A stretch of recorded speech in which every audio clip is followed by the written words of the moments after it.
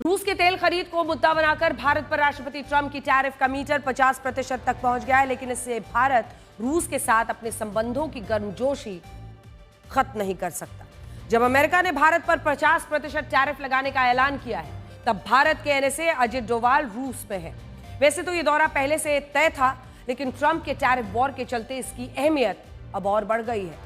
रूस की समाचार एजेंसी टास ने सूत्रों के हवाले से रिपोर्ट दी है कि एनएसए अजित डोवाल की रूस में हो रही मीटिंग में जियोपॉलिटिकल तनाव बढ़ने पर चर्चा होगी। रिपोर्ट्स के मुताबिक इस बातचीत में भारत को रूसी तेल की सप्लाई का मुद्दा शामिल होगा।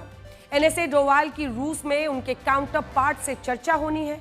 पुतिन की इसी साल होने वाली भारत यात्रा से पहले डोवाल रक्षा सौदों जैसे अहम मसलों पर चर्चा करने गए हैं। एनएसए डोवाल के बाद विदेश मंत्री एस जयशंकर भी मॉस्को जाने वाले हैं। अब देखिए भारत किस तरह से परिस्थितियों के मुताबिक आगे की रणनीति तय करता है।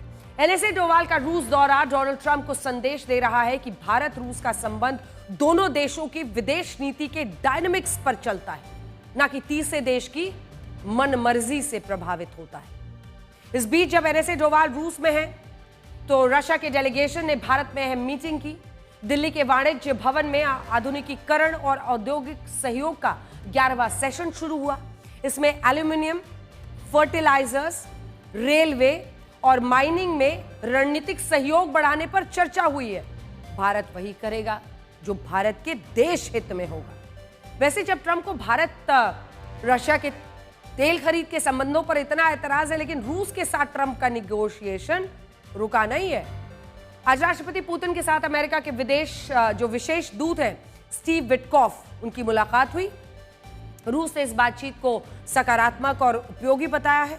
रूस ने कहा है कि उन्हें ट्रंप से कुछ सिग्नल्स मिले। बहरहाल इन तमाम खबरों पर हमारी नजर रहेगी।